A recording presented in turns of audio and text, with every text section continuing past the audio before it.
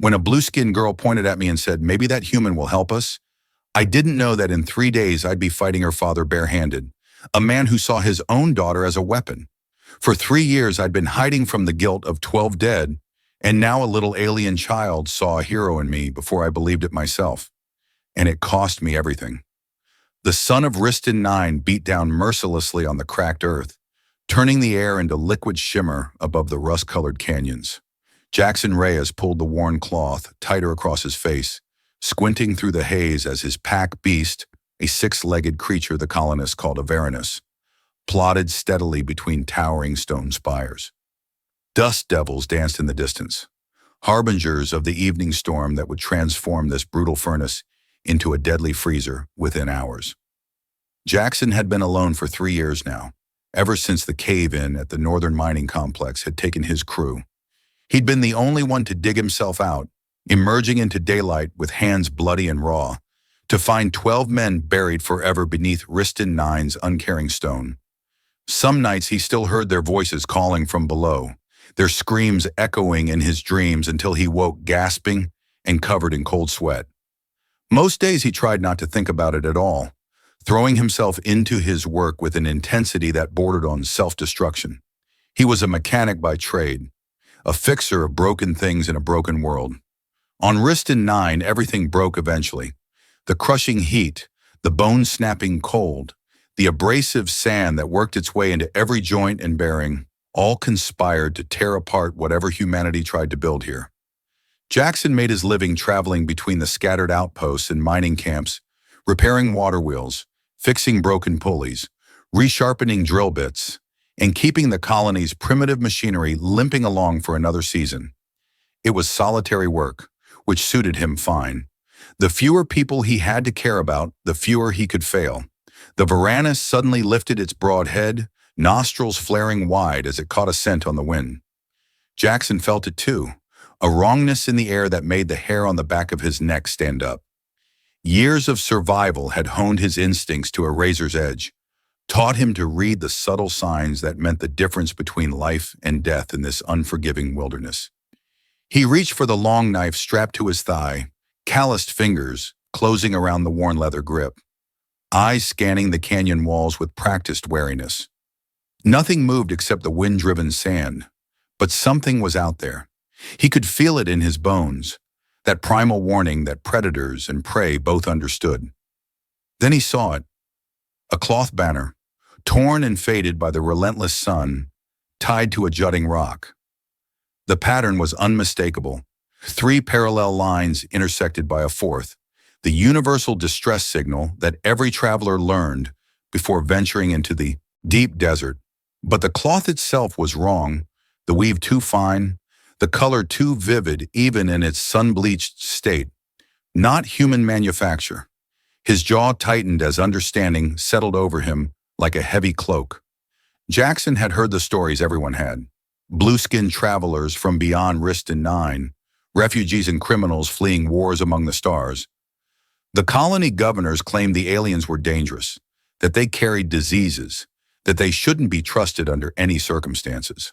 But Jackson had also heard other stories, whispered in the drinking halls late at night when the overseers weren't listening, of aliens no different than humans, just trying to survive in an uncaring universe that seemed determined to crush them all. His moral code, forged in the crucible of his own guilt and loss, was simple. You didn't leave someone to die in the desert, not if there was a chance you could help, not if you could live with yourself afterward. Even if it cost you everything you had left, even if it meant putting yourself in danger, you answered the call. Otherwise, what was the point of surviving at all? He urged the Varanus forward with a gentle pressure on its harness, following the signal deeper into unknown territory where the maps were unreliable and the dangers were legend. The canyon narrowed, walls rising like the teeth of some buried giant, casting shadows that moved and shifted as the sun climbed toward its zenith. Shadows lengthened despite the climbing sun, playing tricks on his tired eyes. He would need to find shelter soon, before the temperature plummeted and the night predators emerged from their lairs, hungry and fearless. But first, he needed to find whoever had tied that cloth and left it fluttering in the wind like a prayer.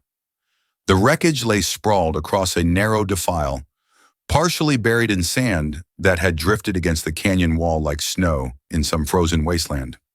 At first glance, Jackson thought it might be some kind of windship, the sail-powered craft that occasionally tried to cross the deep desert and usually ended up as bleached bones and twisted metal. But the construction was all wrong, the framework too delicate, the materials too strange and smooth, nothing like the rough-hewn timber and salvaged metal of human vessels. This was alien work, and it had crashed hard, leaving a scar in the sand that spoke of violence and desperation. He dismounted slowly, muscles protesting after hours in the saddle, and secured the Varanus to a stunted stone root tree that clung to life in a crack between rocks.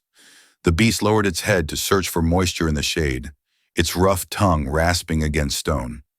Jackson approached the wreckage cautiously, one hand on his knife hilt, boots crunching on scattered debris that glittered strangely in the harsh light. The air smelled of scorched metal and something sharper, more acrid that made his eyes water. Blood, but not human blood. The scent was different, carrying notes of copper and something else he couldn't identify. His hand tightened on the knife hilt until his knuckles went white. A sound reached him, barely audible above the wind that moaned through the canyon like a dying man's last breath. A whimper, quickly stifled as if the person making it had remembered that noise attracted predators. Jackson circled the wreckage slowly, boots crunching on scattered debris, every sense alert for danger or deception, until he saw them huddled against the broken hull like small animals seeking shelter from a storm. The woman lay against the broken hull, one arm bent at an unnatural angle that made Jackson wince in sympathy, her breathing shallow and labored like someone who'd been running for far too long. Her skin was blue, a deep azure that seemed to catch and hold the fading light like water reflecting sky. Darker patterns like tattoos or natural markings traced elegant lines along her arms and the side of her exposed neck, beautiful in a way that was utterly alien and yet somehow familiar. Her face was gaunt with pain and exhaustion, high cheekbones sharp beneath skin stretched tight over bone, lips cracked and bleeding from dehydration. But it was her eyes that held him, dark and fierce and full of desperate calculation, the eyes of a cornered animal that would fight to the death rather than surrender. Behind her, partially hidden in the shadow of the wreckage where the sun couldn't quite reach, stood a child. Small, perhaps 7 years old, with skin a lighter shade of blue than her mother's, like morning sky compared to deep ocean. The girl's eyes were huge in her thin face, watching Jackson with an intensity that seemed far too ancient for such a young face, as if she'd seen things that would break an adult's mind. Small, barely visible horns protruded from her temples, giving her an otherworldly appearance that was somehow both unsettling and heartbreaking, making her look like something from a fairy tale that had wandered into the harsh reality of the desert. Jackson stopped several paces away, keeping his distance and his hands visible, showing he meant no immediate threat. He'd learned long ago that approaching wounded creatures, human or otherwise, required patience and care, required understanding that fear could make anyone dangerous. The woman tensed, her good hand scrabbling among the debris with frantic determination until she found a shard of twisted metal, edges sharp enough to cut. She raised it like a blade, her entire body shaking with the effort, muscles trembling from pain and exhaustion, and the sheer will it took to keep fighting when every instinct screamed to give up and let death take her. "Stay back," she rasped, her accent thick but her meaning crystal clear, each word forced out through obvious pain. The girl pressed closer to her mother's leg, one small hand clutching the tattered fabric of her mother's clothing, like it was the only solid thing left in a world gone mad.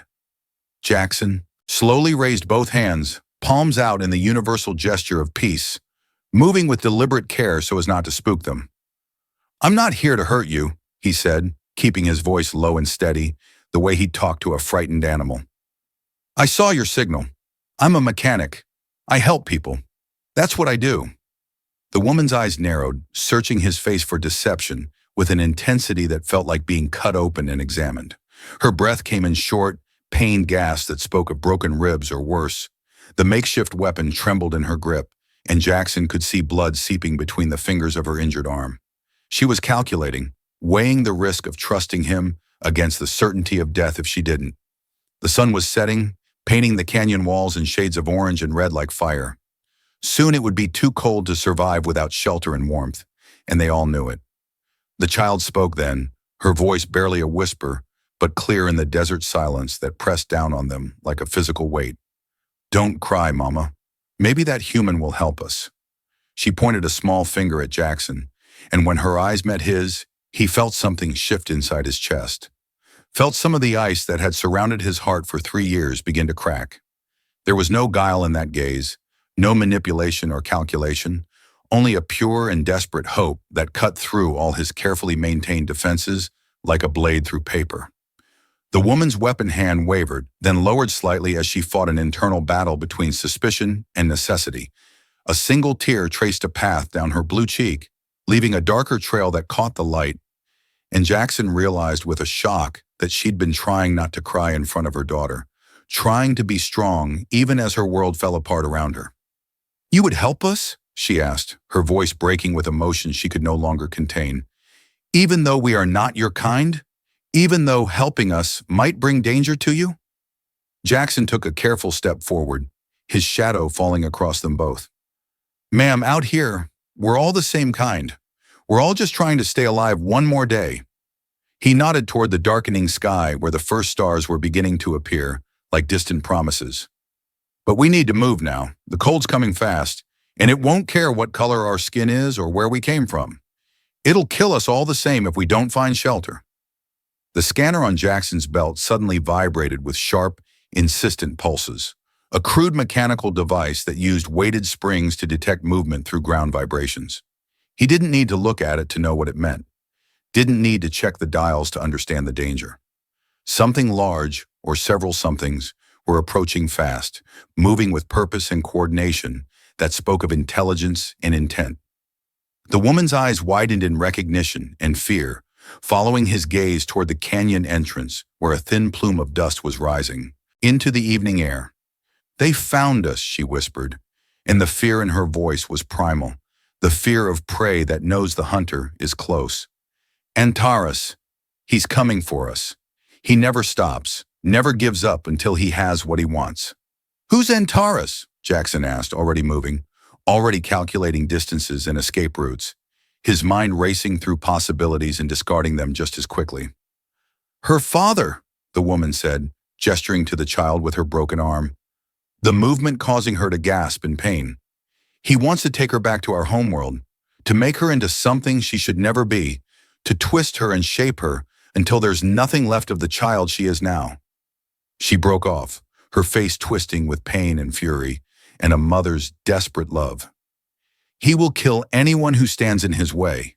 He'll kill you without hesitation, without mercy, just for being here." Jackson looked at the woman, at her broken arm and blood-soaked clothing that told stories of desperate flight and narrow escapes, at the child clutching her mother's leg with white-knuckled determination. He thought of his crew, 12 good men buried beneath tons of stone, while he clawed his way to freedom alone, and the guilt he'd carried ever since like chains wrapped around his soul.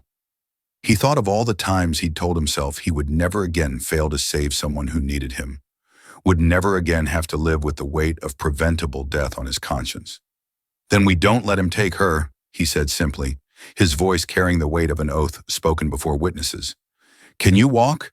Can you stand on your own?" The woman tried to stand, gathering her strength for one supreme effort, made it halfway up before her legs buckled like broken sticks.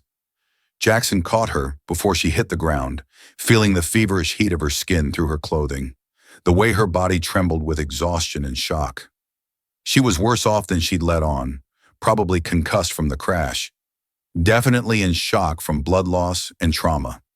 She wouldn't last the night without treatment and warmth, wouldn't see another sunrise without help. "Mama," the child whispered, her voice trembling with fear she could no longer hide, tears finally spilling down her blue cheeks. Jackson made his decision in a heartbeat, the way he'd learned to make decisions in the mining tunnels when hesitation meant death. He hooked one arm under the woman's shoulders, supporting her weight as gently as he could. "Kid, what's your name?" "Liani," the child said, her voice steadying as she fought to control her fear, showing courage that most adults would struggle to match. My name is Liani, and my mama is Asaira. Liani, I need you to run with us. Can you do that? Can you be brave for your mama? Jackson met her eyes, seeing the intelligence and determination there, seeing something that reminded him of the best soldiers he'd ever known. The girl nodded, a sharp, determined movement that reminded Jackson of soldiers accepting orders before a dangerous mission. Too much courage for such a small body to contain, too much responsibility for such young shoulders to bear. Then let's move before they catch us out in the open. The Varanus protested the extra weight with a deep rumbling sound in its chest, shifting uneasily under the unfamiliar burden, but obeyed Jackson's commands when he spoke firmly to it. The beast lumbered into a shuffling trot that was the fastest it could manage while pulling the travois Jackson had hastily assembled from wreckage and rope, leaving a trail in the sand that would be easy to follow. The woman lay unconscious on the makeshift stretcher, secured with rope scavenged from his supplies and padded with his spare shirt. Liani sat beside her mother, one small hand pressed against the woman's chest as if she could keep her alive through sheer force of will, as if her touch alone could anchor her mother to this world. Jackson walked beside the Varanus, one hand on its harness to steady it over rough ground, eyes constantly scanning the darkening landscape for threats or opportunities. Behind them, growing steadily closer despite his best efforts, he could hear the unmistakable sounds of pursuit, the rhythmic pounding of running feet on stone and sand, the harsh breathing of trained hunters who knew their business, the occasional shout in a language he didn't understand, but whose meaning was clear enough. They were closing the distance with professional efficiency, cutting off potential escape routes, herding their prey toward a predetermined killing ground. They were closing the distance too quickly, moving with the confidence of hunters who knew their prey was wounded and weak. The temperature was already dropping from the brutal 50 degrees of high sun to something barely above freezing, the change so rapid it made his ears pop. In another hour it would be -70, cold enough to kill in minutes, cold enough to freeze exposed flesh solid and snap bones like dry twigs. Jackson's destination was a rock formation he'd spotted earlier in the day, a cluster of boulders that might provide some shelter and concealment if they could reach it before full darkness fell. It wasn't much, barely more than a temporary refuge, but it was their only chance of surviving the night with enemies on their trail. "Why are you helping us?" Liani asked suddenly, her voice clear despite the wind that was beginning to rise, carrying the promise of the coming night's brutal cold. The question was direct, innocent, the kind only a child would ask. Jackson glanced down at her, seeing the way she studied his face with those unnerving dark eyes that seemed to see straight through to his soul. The girl's expression was serious, curious, but not suspicious, as if she genuinely wanted to understand rather than challenge. "Because it's the right thing to do," he said after a moment of consideration. "But we're not your people. We're Azurian. You're human. Humans don't help Azurians. Everyone knows that. Mama told me humans and Azurians have been enemies for a long time." "This human does," Jackson said firmly, his voice carrying conviction he hadn't felt in years. "Why?" Liani persisted, her child's need to understand the world driving her questions. "What makes you different from the others?" Jackson was silent for a long moment, remembering 12 names, 12 faces, 12 voices he'd never hear again, 12 families who'd received news that tore their worlds apart. "Because I couldn't help someone once, when it mattered most," he said finally, his voice rough with emotion he'd thought he'd buried. "I had friends, good men, and when they needed me, I failed them. They died while I lived, and I've been carrying that weight ever since. I won't make that mistake again. I can't. It would break me completely." Liani considered this with the seriousness of a much older person, her young face thoughtful in the fading light. Then she nodded as if satisfied by his answer, as if she'd heard the truth in his words and found it acceptable. "My mama says humans are dangerous, that they can't be trusted with anything important, that they'll betray you as soon as it's convenient for them. But your eyes don't lie." She pointed at him with one small finger, her gesture certain. "I can see it in the way you look at us. You're scared of what might happen, but you're not running away from us. You're running towards something, toward being the person you want to be." Jackson felt something loosen in his chest, some tight knot of guilt and shame that had been there so long he'd forgotten it could ever ease, unwinding just slightly like a rope under tension, finally beginning to give. "You're a smart kid, Liani. Smarter than most adults I've known." "I have to be smart," she said simply, without pride or complaint, stating a fact of her existence. "To survive. Mom and we've been running for so long, and the stupid ones don't survive. The ones who trust the wrong people, they die. But you're not the wrong people. I knew it as soon as I saw you." They reached the rocks as full darkness fell like a curtain dropping, and the temperature plummeted like a stone into black water, the change so sudden and brutal it stole breath from lungs and made exposed skin burn with cold. Jackson worked quickly despite his exhaustion, unloading supplies with practiced efficiency, securing the Varanus in a wind-protected hollow where it would have some shelter from the worst of the cold, and laying out the woman in the most sheltered spot he could find among the boulders. His fingers were already numbing despite his gloves, growing clumsy and slow, his breath condensing into ice crystals that sparkled briefly in the faint light of Riston Nine's single moon rising above the canyon rim like a pale eye opening to watch their struggle. The woman stirred, her eyes fluttering open as consciousness returned in fits and starts, swimming up from dark depths where pain and fear waited. "Liani," she whispered, her voice hoarse and desperate, the single word containing all her terror and love. "Where is my daughter? Is she safe?" "I'm here, Mama," the girl said quickly, pressing close to her mother's side, small hands finding her mother's good hand and holding tight. "The human brought us to shelter. He's keeping us safe like I said he would. I told you his eyes didn't lie." The woman's eyes found Jackson's face, struggling to focus through pain and fever. "I am Asaira," she said formally, as if proper introductions mattered even in the midst of disaster, as if civilization and courtesy were things worth maintaining even when the world was ending. "Thank you for not leaving us to die in the desert like animals." "Jackson," he replied, already moving to the next urgent task, pulling supplies from his pack with hands that shook from cold and exhaustion. "Don't thank me yet. We still have to survive the night, and that's going to be the hard part." The cold was a living thing, a predator more deadly than anything with teeth and claws, more patient and more certain. Jackson had seen men freeze to death in minutes when caught unprepared by Riston Nine's brutal nights, had found bodies in the morning frozen solid in positions that spoke of their final, desperate attempts to find warmth. He pulled out his thermal kit, a collection of carefully hoarded materials that he'd gathered over years.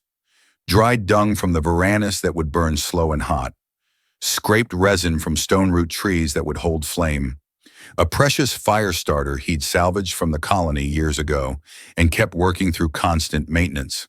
With practiced hands that knew the routine even in darkness, he built a small fire in a natural depression between the rocks, feeding it carefully until it caught and held, nursing the flames like a newborn child. The flames were small, barely enough to warm the immediate area, fighting a losing battle against the terrible cold that pressed in from all sides. But they were life, they were hope, they were the difference between surviving and becoming another frozen corpse for the desert to claim. Asaira and Liani huddled close to the heat, their blue skin taking on an orange cast in the firelight that made them look almost human, the flames painting shadows that danced across their faces.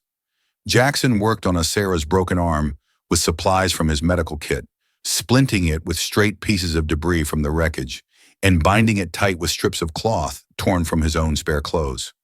She bit down on a leather strap to keep from crying out, her body rigid with pain that must have been excruciating, her free hand clenched into a fist so tight her knuckles went pale blue.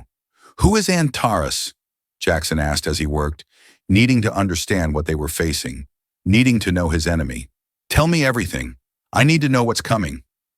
Asaira's jaw tightened, muscles bunching beneath her skin as old anger and fear warred within her.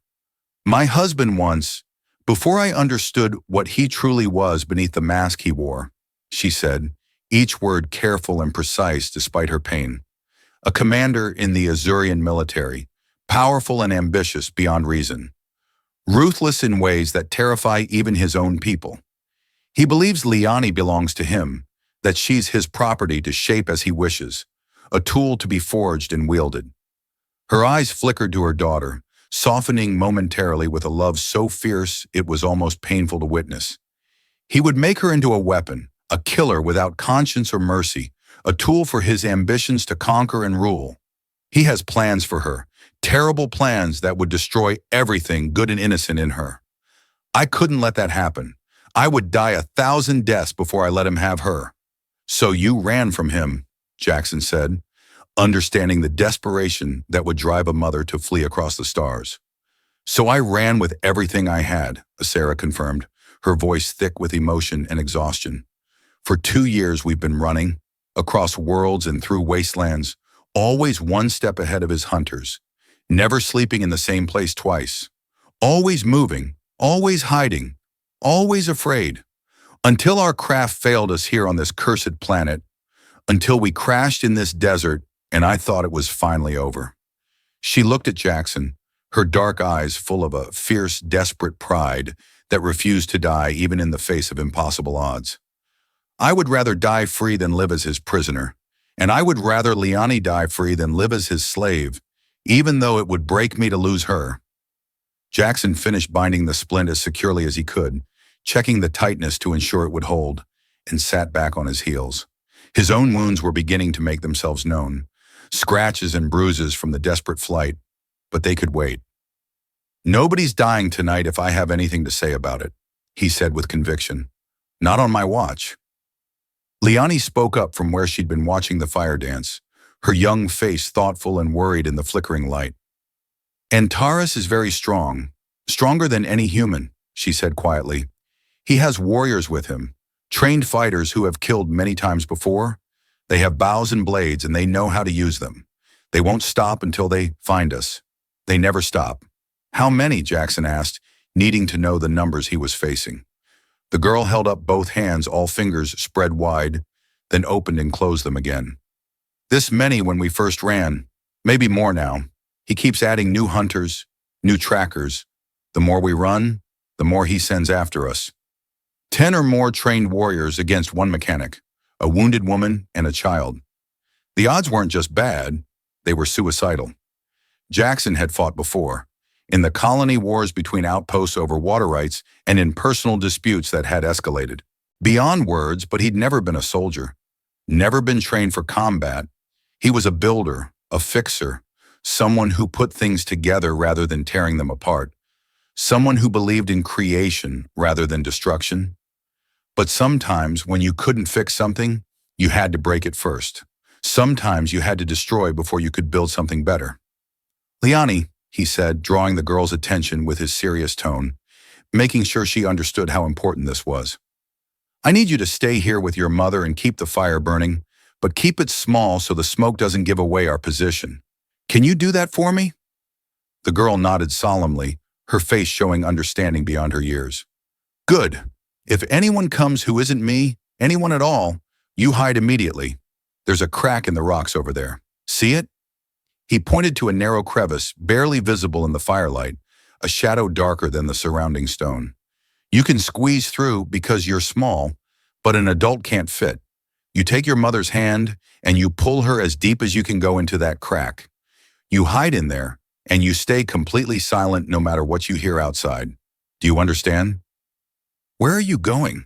Asaira asked, her good hand reaching out to grip his arm with surprising strength for someone so injured, her fingers digging into his flesh. You're going to fight them, aren't you? You're going to fight them alone. To buy us some time and even the odds if I can, Jackson said honestly, seeing no point in lying to her. He checked his knife, tested the edge with his thumb, and found it sharp enough to satisfy him, and then pulled out a compact crossbow from his pack, a weapon he'd built himself from salvaged parts and scrap metal over long winter nights. It wasn't much compared to military weapons, wasn't fancy or sophisticated, but it was quiet and deadly at close range, and he'd practiced with it until he could hit a target in near darkness. He had 6 bolts, each one carefully maintained and sharpened. He would have to make them count, would have to make every shot matter. Asaira's grip tightened painfully, her voice desperate and fierce. You don't have to do this for us. We're nothing to you. Just strangers you found in the desert. You don't owe us anything. You could leave right now and no one would blame you." Jackson met her eyes, seeing the fear there, the knowledge of what he was about to face. "That's where you're wrong," he said quietly but with absolute certainty. "The moment your daughter pointed at me and said maybe I'd help, the moment I decided to answer your distress signal instead of riding past, you stopped being strangers. You became my responsibility, and I don't abandon people who need me. Not anymore. Not ever again." He gently pulled free from her grasp, feeling the weight of her trust and fear like a physical thing, and turned toward the darkness beyond the firelight where death waited with patient certainty. "Keep the kids safe, Asaira. That's all I ask. Keep her safe and warm, and I'll be back before dawn." The night was a cathedral of shadows and moonlight, the temperature now far below zero and still dropping toward the deadly depths that would come with deepest night. Jackson moved through the rocks like a ghost, his breath held to prevent the telltale fog of condensation that would give away his position to watching eyes. He'd wrapped his hands and face in dark cloth, obscuring his silhouette and breaking up the human outline that trained hunters would recognize. The hunting skills he'd learned as a boy on the colony's outer reaches came back to him now, muscle memory taking over where conscious thought would be too slow, instincts honed by necessity guiding his movements.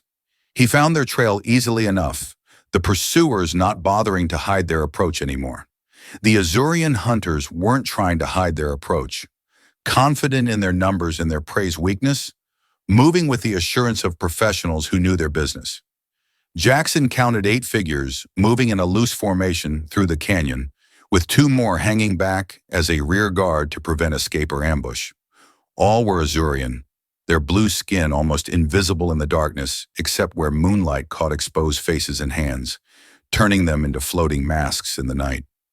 They carried bows of elegant curved design, short swords that gleamed with careful maintenance, and hunting spears with broad blades designed to kill quickly. They moved with the easy confidence of trained fighters who had killed before and would kill again without hesitation. At the front was a figure that had to be Antaras, standing out from the others not just by size but by presence. Taller than the others by a head, broader through the shoulders with the build of a warrior in his prime, he moved with a predator's grace that spoke of absolute confidence in his abilities. Even from a distance, Jackson could feel the threat radiating from him like heat from a forge, could sense the casual cruelty and iron will that drove this man to pursue his escaped wife and child across the stars. This was a man who expected obedience as his natural right, who had taken it as his due to control others, to bend them to his will or break them in the attempt. Jackson positioned himself on a rocky outcrop above the trail where shadows were deepest, crossbow loaded and ready with a bolt in the channel. He didn't want to kill anyone if he could avoid it, each death a weight on his soul that would never fully lift. Taking a life, no matter how justified, left a mark that never fully healed, a stain that grew darker with each additional death. But he would do what was necessary to protect Asaira and Liani, would cross any line and pay any price if it meant they survived. Some lines once drawn could not be uncrossed, but some prices were worth paying no matter the cost. He waited with the patience of a hunter, until the lead scouts were directly below him, close enough that he could hear their breathing and the soft clink of their equipment. Then he fired, the crossbow making only a soft thwip of sound that was swallowed by the wind. The bolt took the first Azurian in the thigh, a non-lethal hit designed to disable rather than kill, and the warrior went sprawling with a cry of pain that echoed off the canyon walls. The second bolt caught another scout in the shoulder before they could react, before they could even process what was happening, spinning the warrior around and dropping him to one knee. Then Jackson was moving, already abandoning his position and racing across the rocks toward his next vantage point, knowing that staying in one place meant death. Shouts erupted below, confused and angry voices calling to each other in their own language. The group scattered like startled birds, seeking cover among the rocks, weapons raised and ready, eyes scanning the darkness for their attacker. Antaras's voice cut through the chaos like a blade, sharp and commanding, organizing his warriors with the efficiency of long practice and military training. They were good, Jackson realized with sinking certainty. This wasn't going to be easy. These weren't thugs or bandits. They were professional soldiers who knew their business. He took two more shots from his new position, missing once as his target dove behind a boulder, but catching a third warrior in the arm with a bolt that punched through flesh and muscle. That was 4 down, not killed, but injured enough to slow them, to reduce their combat effectiveness. 2 bolts left in his quiver, 2 chances remaining. He needed to make them count, needed to maximize the damage before he was forced into close combat, where the odds would shift even further against him. But Antaras had spotted the muzzle flash, the slight movement that betrayed Jackson's position. The Azurian commander pointed with one long arm, barking orders in a voice that expected instant obedience, and 3 warriors broke off from the group immediately. They moved swiftly to flank Jackson's position, working as a coordinated unit to cut off his escape routes, to box him in and eliminate him. They were cutting off his escape routes with professional efficiency, turning him from hunter into hunted. Jackson cursed silently and prepared to move again, his mind racing through options and discarding them as too risky or too slow. An arrow hissed past his ear with a sound like tearing silk, close enough to feel the wind of its passage and smell the resin that coated its shaft, close enough that another inch would have meant his death. Jackson threw himself flat without thought, pure instinct taking over, rolling behind a boulder as more arrows clattered against the stone where he'd been standing a moment before. The impact sending chips of rock flying. They had archers, good ones with training and practice behind their skill. Warriors who could hit a moving target in darkness by sound and instinct. He was pinned down, unable to move without exposing himself to their fire. He heard footsteps approaching from 2 directions, with the careful deliberation of hunters closing in for the kill. The soft crunch of boots on sand and gravel growing steadily louder. The flanking warriors were closing in, working together to eliminate him as a threat. Jackson weighed his options rapidly, calculating chances and probabilities. Stay and fight with his knife in close quarters, where his lack of formal training would be a fatal disadvantage, or run and hope he could reach the Varanus before they caught him, before arrows found his back. Neither option was good, neither gave him better than even odds of survival. Then he heard it, cutting through the tension like a blade through flesh, a high, piercing scream that echoed through the canyon, inhuman and terrifying in its raw hunger. The sound raised every hair on Jackson's body, triggered ancient fears buried deep in the human hindbrain. Another scream answered the first, closer now, coming from a different direction. Night predators, the kind that hunted in packs like wolves and could strip a body to bone in minutes with teeth and claws designed for killing. Riston 9's apex predators, creatures that made even hardened colonists whisper in fear, drawn by the scent of blood from the wounded warriors and the promise of easy prey. Jackson didn't hesitate, didn't waste time second-guessing his decision. He ran, sprinting across the rocks toward his camp with every ounce of speed he could muster, hearing the chaos erupting behind him as the predators hit the Azurian warriors like a hammer. Shouts of alarm turned to screams of pain as the reality of their situation became horrifyingly clear. The crack of bows being fired, the clash of steel on chitin as swords met alien carapace, the wet sounds of tearing flesh and breaking bones. He didn't look back, didn't slow down, just ran as if all the demons of hell were at his heels. He burst into the shelter, breathing hard enough to see stars, lungs burning from the cold air, to find Liani standing guard with a chunk of broken metal held in both small hands like a weapon. Her small body was positioned between the entrance and where her mother lay, ready to defend despite her size, despite her fear. The girl's eyes were wild with fear she was trying desperately to control, but she didn't lower her makeshift weapon until she recognized Jackson's face in the firelight, until she was absolutely certain he was who he appeared to be. "Predators," he gasped between heaving breaths, dropping to his knees beside the fire that suddenly seemed far too small and inadequate. "Canyons full of them, whole pack by the sound of it. They'll keep Antaras busy for a while. Give us some breathing room, but we need to move as soon as there's light enough to see. They won't stop him for long." Asaira struggled to sit up despite her injuries, her face creased with pain and determination. "He won't stop coming after us," she said, her voice carrying the weight of certain knowledge. "Even if the predators kill half his warriors, even if he loses everyone else, he'll keep coming. He always does. He never gives up, never accepts defeat. It's not in his nature to surrender."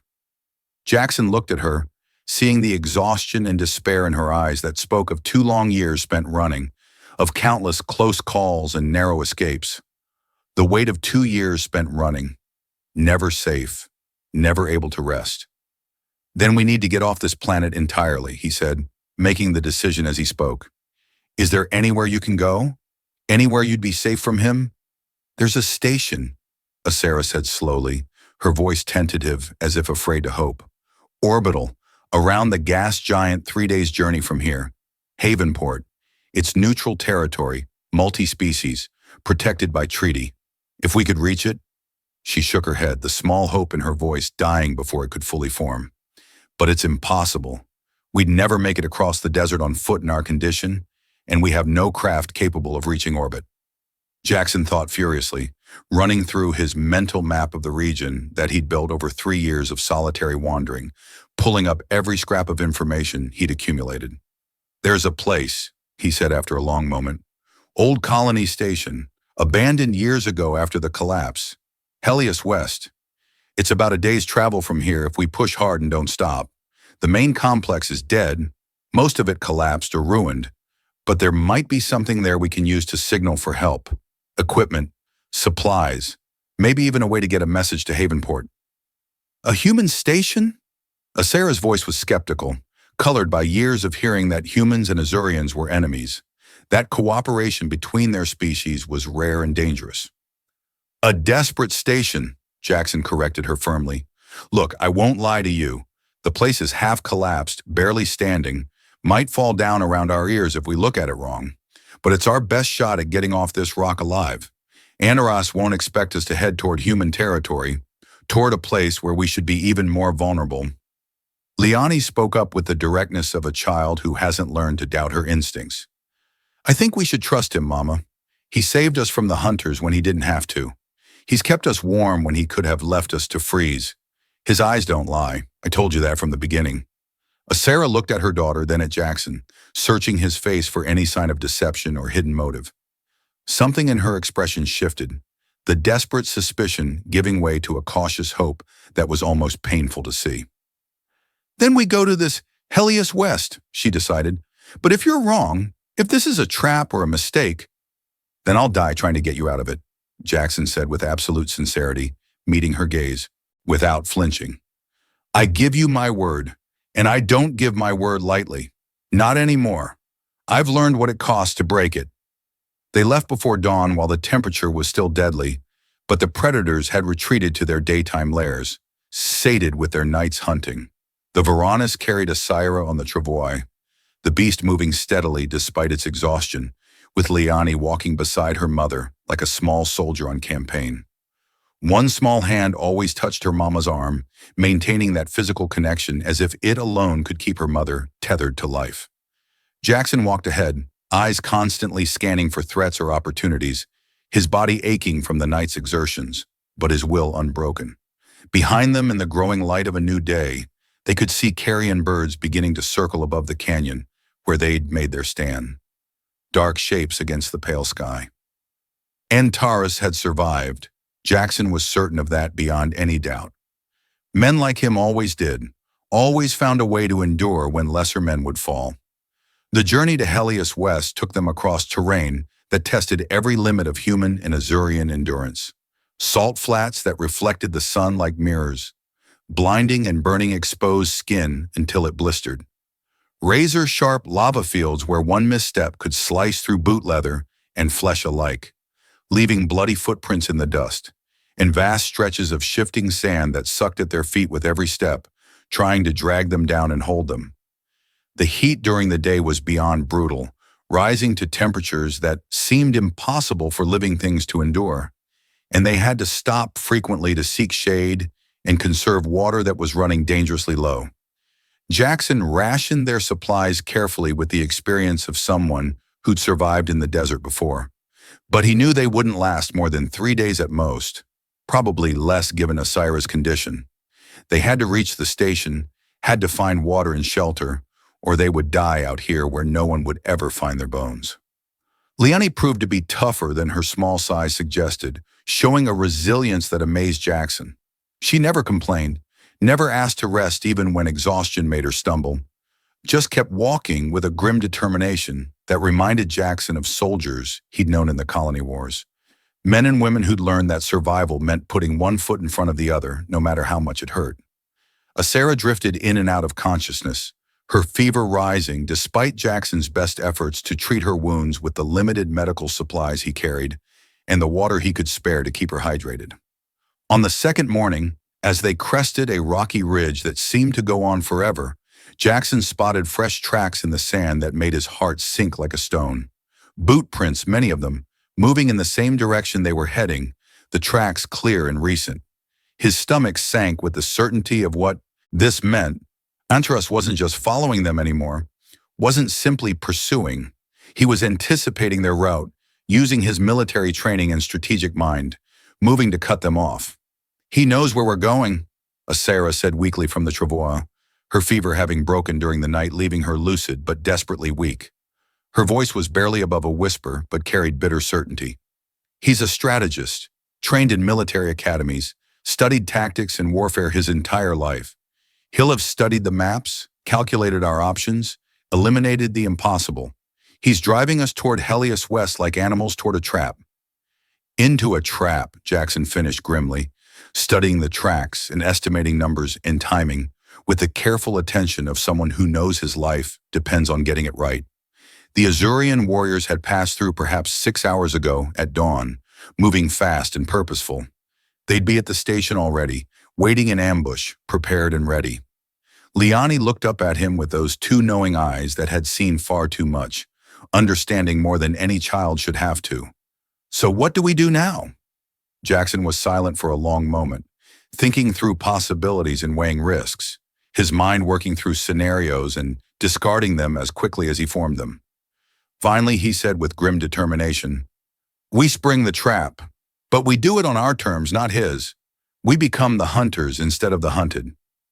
They approached Helios West as the sun began its descent toward evening, painting the old station in shades of amber and rust that made it look almost beautiful despite the decay.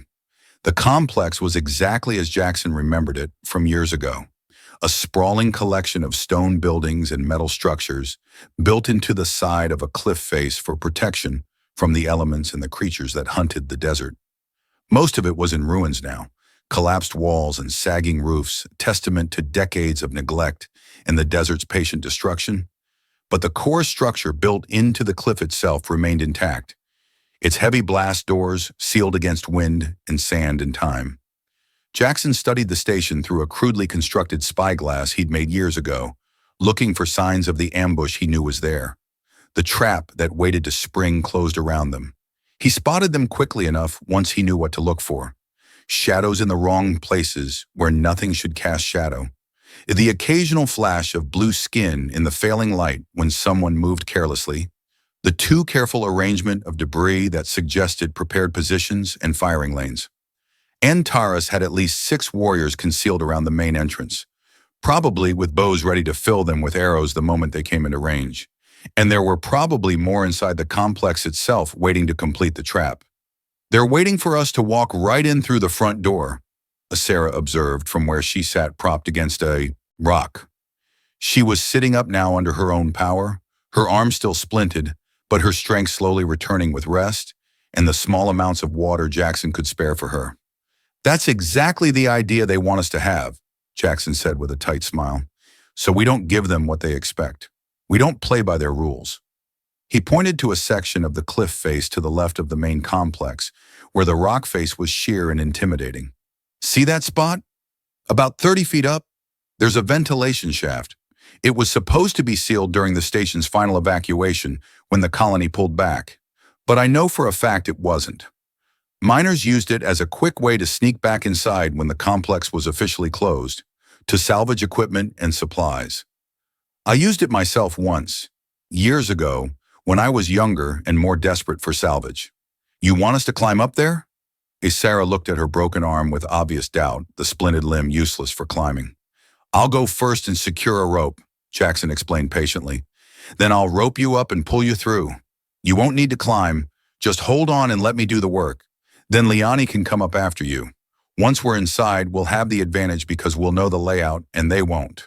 We can move through the complex, avoid their ambush entirely, and get to what we need. And what exactly do we need? Asaira asked, her practical mind cutting through to the essential question. Jackson's jaw tightened with determination as he explained. There's an old signal tower built into the highest point of the complex when they first established the station. It was designed to punch through Riston 9's atmospheric interference with enough power to maintain contact with orbital stations and passing ships. If I can get it working again, we can signal Havenport directly. Get them to send a shuttle to pick us up. You said the station was dead, abandoned and powerless? Asaira pointed out. How will you power the transmitter? Emergency geothermal generator, Jackson said, remembering the engineering diagrams he'd studied long ago. Taps directly into volcanic heat from deep underground through a shaft that goes down hundreds of feet. It was built to last forever, completely independent of the main grid. If it's still there, if it hasn't been salvaged or destroyed, we have a real chance. Liani spoke up, her voice quiet but carrying weight beyond her years. And if Father catches us inside before we can send the signal? Jackson looked at the girl, seeing the fear she was trying so hard to hide behind a mask of courage, seeing her small hands clenched into fists. Then I'll make sure you and your mama get out no matter what it takes, he promised, even if I have to trade my life for yours. That's a promise, Liani.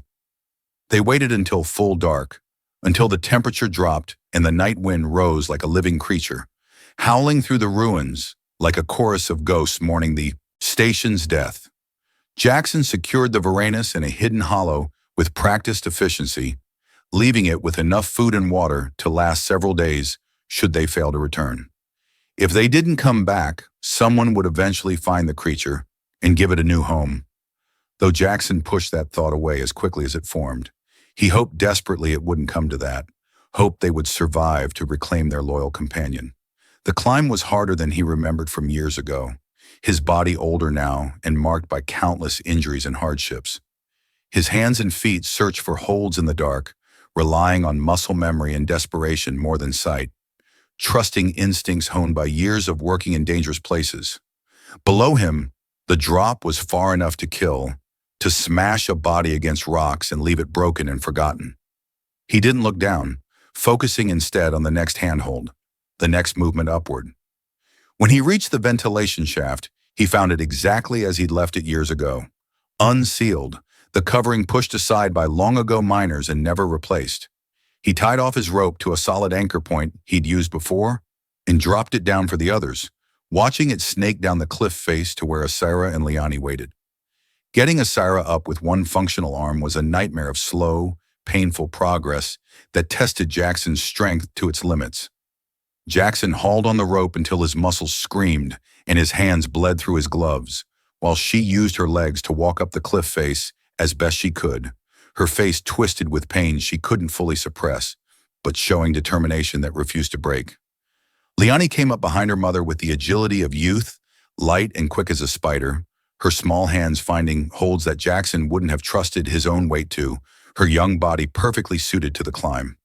They crawled through the ventilation shaft on hands and knees, a claustrophobic tunnel of corroded metal that groaned and shifted under their weight in ways that made Jackson's heart pound with fear. Rust flakes fell like orange snow, coating their clothes and skin with decades of decay, filling the air with the smell of oxidized metal and age. The tunnel branched repeatedly like a maze designed to confuse. But Jackson remembered the way from his previous visit, following the path he'd taken years ago, when the world was different and he still had a crew to call his own, before guilt and loss had driven him into solitary exile. They emerged in what had once been a storage area, now empty except for broken crates and scattered debris that spoke of hasty abandonment. The air inside the station was cold and still, heavy with dust that had settled over years, carrying the smell of decay and abandonment that all dead places eventually acquire.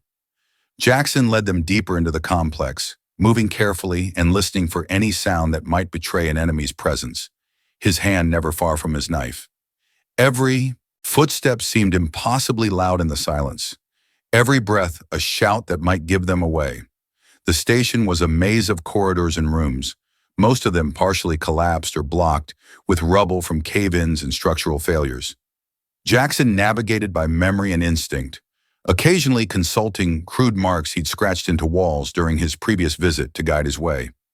They passed through sleeping quarters where beds had rotted to twisted metal frames that looked like tortured skeletons, through a mess hall where tables stood like skeletal sentinels covered in dust, through workshops where tools lay scattered and rusting, abandoned in mid-task as if their owners had simply vanished. In one of the workshops, Jackson paused as recognition flooded through him. He'd forgotten about this place, but seeing it now brought back memories, both good and painful. This had been where the station's blacksmith had worked during the colony's better days, forging and repairing tools and weapons and equipment that kept the outpost functioning. The forge was cold now, dead for years, but many of the tools remained where they'd been left. And more importantly, weapons hung on the wall like forgotten prayers. Machetes for clearing brush, pickaxes that could double as weapons, a few swords made for colonists who preferred ancient steel to modern ceramics or energy weapons. Jackson selected a heavy machete for himself, testing its balance in his hand and finding it acceptable despite years of neglect. The blade was dull with rust, its edge degraded by time and moisture, but the steel underneath was sound, the craftsmanship solid. He found a whetstone covered in dust and spent several minutes working the edge with the rhythmic rasp of stone on steel, the familiar motion oddly comforting in the dead silence of the station, a connection to simpler times when problems could be solved with patience and skill. "Take this," he said quietly, handing Asaira a shorter blade, something she could wield one-handed despite her injured arm. She accepted it with a nod of understanding, her fingers closing around the hilt with practiced ease that spoke of previous experience with weapons. For Liani, he found a small knife that was more tool than weapon, but sharp enough to hurt someone if absolute necessity demanded it. The girl took it solemnly, her young face serious as she understood the responsibility being placed in her small hands, the trust he was showing by giving her even this small measure of defense. Armed and as ready as they could be, they continued deeper into the complex following Jackson's memory of the layout. Jackson led them toward the geothermal generator chamber, following a route that took them through the oldest parts of the station, where the original builders had carved rooms directly into the living rock of the cliff face.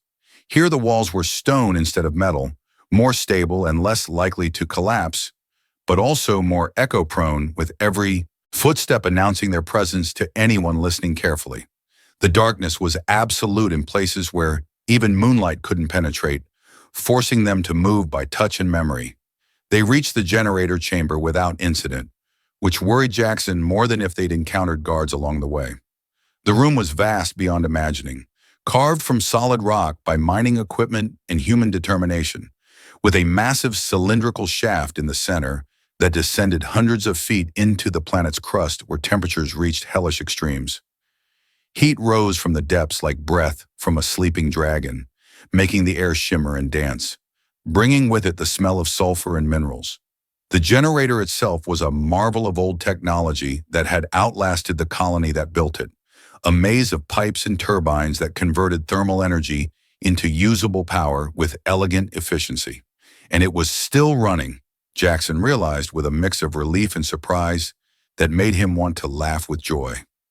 After all these years of abandonment, the machine was still doing its job faithfully, maintaining a low and steady output that would be enough to power emergency systems throughout the complex.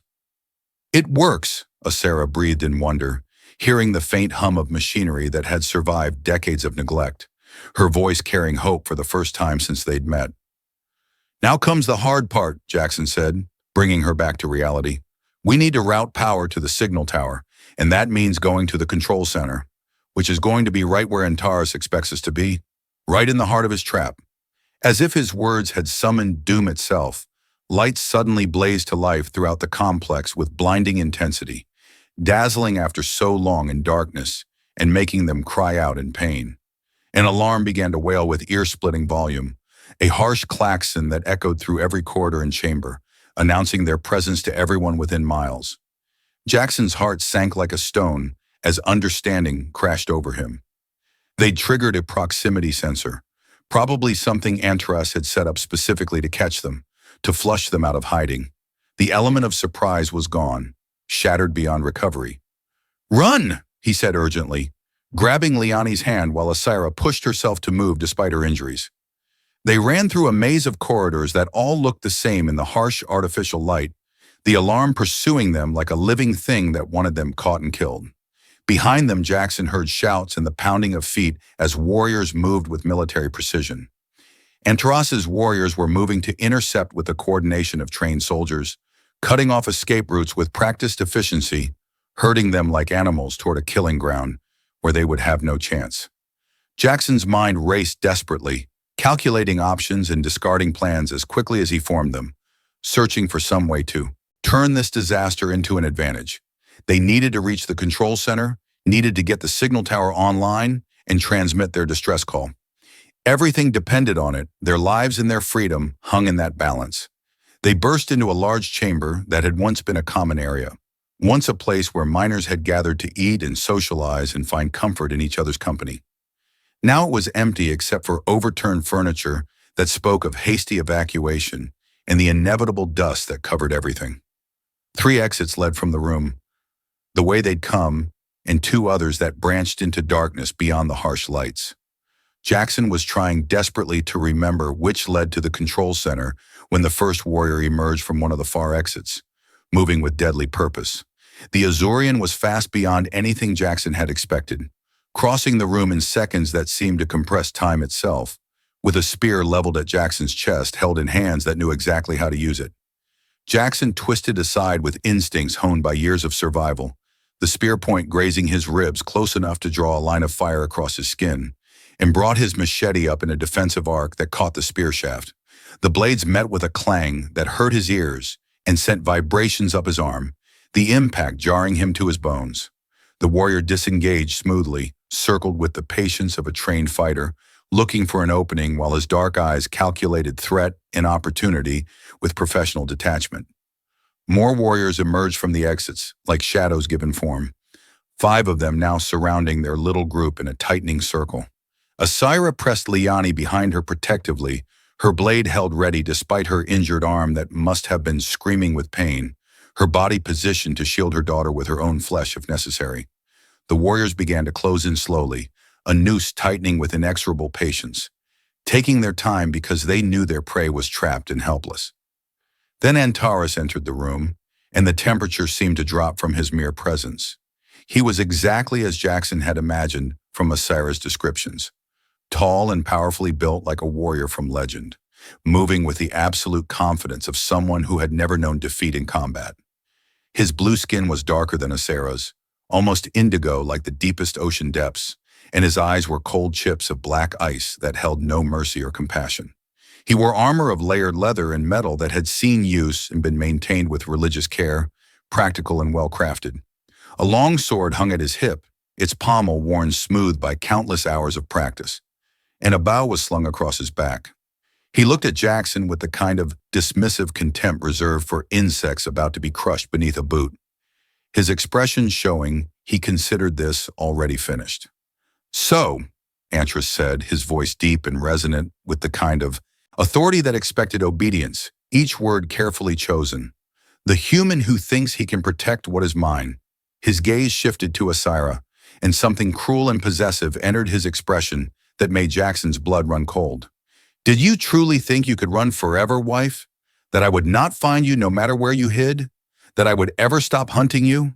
"She's not your wife anymore," Jackson said firmly, positioning himself between Antaras and the others, with deliberate purpose, making his body a barrier that would have to be overcome. "And the kid isn't your property to claim." Antaras laughed without humor, the sound echoing off stone walls. "Humans," he said, as if the word itself was something distasteful that he had to spit out. "So emotional, so sentimental about things that don't matter. You've been alone too long in this desert, mechanic. You've forgotten the way the universe truly works, forgotten the laws that govern all living things. The strong take what they want, the weak submit or die. These are the only laws that matter in the end. Not on my watch, Jackson said quietly, but with absolute conviction. Your watch? Antaras's expression hardened, his amusement evaporating like water on hot stone. You have no authority here, no power. You're one man, alone, facing trained warriors who have killed more times than you can count. You cannot win this. It's already over. Surrender my property now, and I'll allow you to live. I'll even let you keep your dignity and walk away from this. Refuse, and I'll gut you slowly while they watch. And I'll make sure you stay conscious for every moment of it. Jackson's grip tightened on his machete until his knuckles went white, the leather grip creaking under the pressure. He could feel Liani's eyes on him from behind Asaira, could sense the girl's trust and hope focused on him like a physical weight. They were depending on him, trusting him not to surrender them to this monster who would destroy everything good in them. That's not going to happen, he said quietly, but with absolute certainty. Not today, not ever. Antaras sighed with theatrical disappointment, shaking his head as if dealing with a stubborn child. Pity. I always prefer to avoid unnecessary bloodshed when possible. It's so wasteful. He raised his voice slightly, not shouting but projecting with military authority. Warriors, bring me the child unharmed. Kill the human quickly if you can, but take your time if he resists. Wound the female, but keep her alive and conscious. She needs to learn the consequences of defiance, needs to understand what happens when you run from me. The warriors moved as one with the coordination of long training together, a coordinated attack that spoke of years of fighting as a unit, of drill and practice and shared combat. Jackson barely had time to react before they were on him with weapons raised. He parried the first spear thrust with his machete, felt the impact shiver up his arm hard enough to make his teeth rattle. A sword slashed toward his head in a silver arc. He ducked desperately, the blade passing close enough to trim hair and whistle through the air. He was fighting purely on instinct now with no time to think, his body moving through patterns learned long ago. Only react and hope his reflexes were fast enough. From the corner of his eye, he saw Asaira engage one of the warriors with fierce determination. Her one-handed style awkward, but effective through sheer will. She used her smaller blade like a fang, quick darting strikes that forced her opponent back step by step, giving ground slowly. Liani had hidden behind an overturned table exactly as Jackson had told her to do, her small form barely visible. Good girl, he thought fiercely.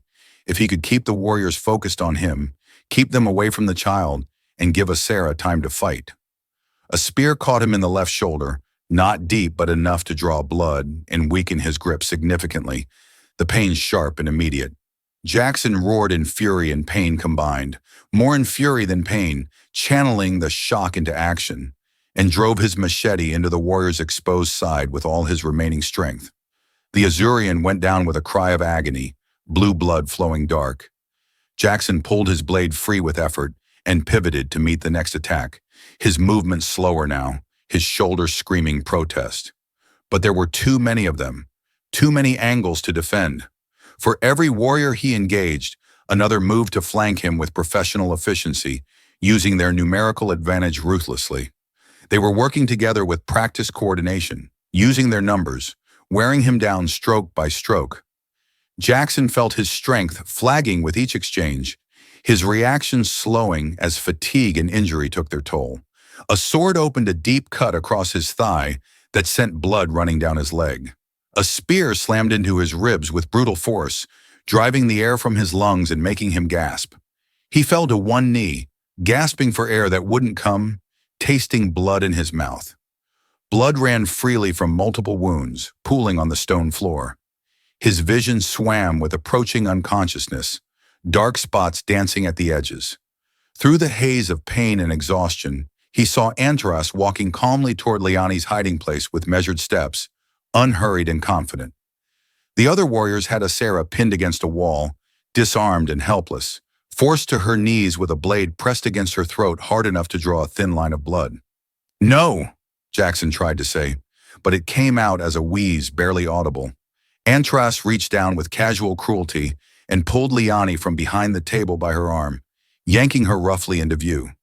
The girl fought with everything she had, biting and scratching like a wild animal, but the Azurian commander held her easily at arm's length, his strength far beyond what her small body could overcome. "Enough of this. Foolishness," he said calmly, as if discussing something mundane. "Liani, you're coming home with me. Your mother will be punished severely for her disobedience, and this human will die knowing he failed to save you. This is the price of defiance, the price of resisting what is rightfully mine." "Let her go," Jackson managed, forcing himself to his feet despite the wounds that should have kept him down, despite the exhaustion and pain. "Fight me. Just you and me, one-on-one. If I win, they go free." Antaras looked at him with something approaching pity mixed with contempt. "You can barely stand, mechanic. You're bleeding from a dozen wounds. There is no honor in killing you now like this. It would be wasteful and unsporting." Jackson spat blood onto the floor, the action defiant. "Scared I might surprise you?" Antaras' expression didn't change, but something flickered in his eyes that might have been annoyance or perhaps wounded pride. He released Liani, pushing her roughly toward one of his warriors with casual violence. "Hold her and don't let her interfere," he commanded. Then he turned to Jackson, drawing his sword with fluid grace, the blade catching the light. "Very well. I'll give you your death, human, since you seem so eager for it. You've earned that much, at least." The fight was brutal and desperately one-sided from the beginning. Jackson was already wounded badly, exhausted beyond measure, operating on willpower alone, and the desperate need to protect those who depended on him. Antaras was fresh, skilled beyond Jackson's ability to counter, and utterly merciless in his technique. The Azurian's blade was a silver blur of death, testing Jackson's defenses, finding weaknesses, exploiting them ruthlessly and without hesitation. Jackson parried desperately, blocked when he could, countered when possible, but he was always a step behind, always reacting rather than attacking, being driven back step by bloody step. A sweeping strike knocked the machete from his numb fingers with contemptuous ease. It clattered across the floor, spinning away and out of reach. Jackson threw himself forward in desperation, trying to tackle Antaras, to use his weight and desperation as weapons since he had nothing else left. But the Azurian was too fast, too skilled. He sidestepped with minimal movement, brought his elbow down hard on the back of Jackson's neck. Jackson crashed to the floor, tasting blood and dust, his vision darkening. Antaras placed a boot on Jackson's back, pinning him to the cold stone with casual dominance. "You fought well enough, for a human without training, but courage without strength is meaningless in the end. It gets you nothing but a painful death." He raised his voice to address his warriors. "Secure them both. We're leaving this miserable rock immediately. This planet disgusts me and I want to be gone from it." Jackson's vision darkened at the edges as consciousness tried to slip away, black closing in from all sides. He'd, failed, the word echoing in his mind like a death knell. After everything, all his promises and determination, he'd failed them when it mattered most. Asaira and Liani would be dragged back into captivity, back into a life of control and abuse, and there was nothing he could do about it anymore. The guilt of his crew's deaths would now be joined by this new failure, this new crushing weight on his soul that would follow him to whatever came after death. But then he heard it, cutting through his despair. A grinding, mechanical sound unlike anything that should exist in this dead place, coming from deep within the station's heart. The lights flickered wildly, dimmed dramatically, then suddenly blazed brighter than before with renewed power. The temperature in the room began to drop rapidly as vents opened in the ceiling with metallic shrieks, cold air pouring in with a rush of sound. Emergency systems were activating, protocols designed for catastrophic situations engaging without human input. Asaira had done it somehow, Jackson realized with a surge of hope that brought clarity through the pain. While everyone was focused on the fight, distracted by violence and drama, she'd somehow slipped away or activated something. She'd reached the control center, activated the main systems that had been sleeping for years. But more than that, she'd activated the station's emergency protocols, the ones designed to deal with catastrophic environmental failures or security breaches. Blast doors began to descend throughout the complex with ear-splitting crashes, sealing sections, isolating areas, dividing the station into sealed compartments.